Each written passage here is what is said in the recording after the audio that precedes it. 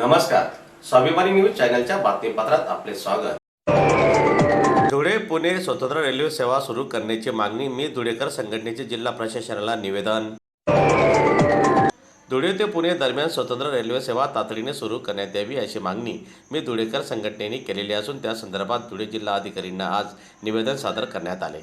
धुळे जिल्ह्यातील विद्यार्थी, नोकरदार, व्यापारी, रुग्ण तसेच विविध कामांसाठी पुण्याला जाणाऱ्या नागरिकांची संख्या मोठी आहे। मात्र धुळे ते पुणे दरम्यान थेट रेल्वे सेवा उपलब्ध नसल्याने प्रवाशांना मोठा आर्थिक व मानसिक त्रास सहन करावा लागतो। त्यामुळे धुळे ते पुणे स्वतंत्र रेल्वे सेवा सुरू करून नागरिकांना सुरक्षित, जलद व सुलभ प्रवासाची सुविधा उपलब्ध करून द्यावी अशी मागणी यावेळी करण्यात आलेली आहे। दरम्यान निवेदन देण्यासाठी मी धुळेकर संघटनेचे पदाधिकारी व कार्यकर्ते उपस्थित होते।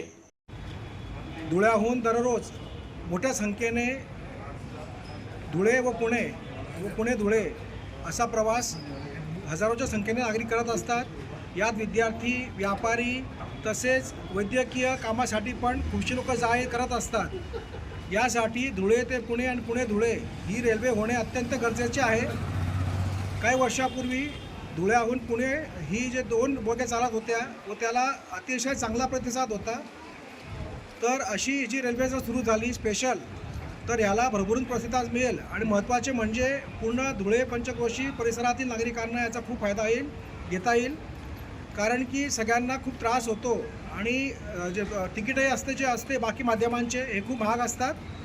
म्हणून आम्ही माननीय केंद्रीय मंत्री अश्विनीजी वैष्णव यांना निवेदन देऊन जिल्हाधिकारी साहेबांच्या हस्ते मागणी केली आहे की लवकरात लवकर धुळे पुणे ही रेल्वे स्पेशल रेल्वे सुरू करावी।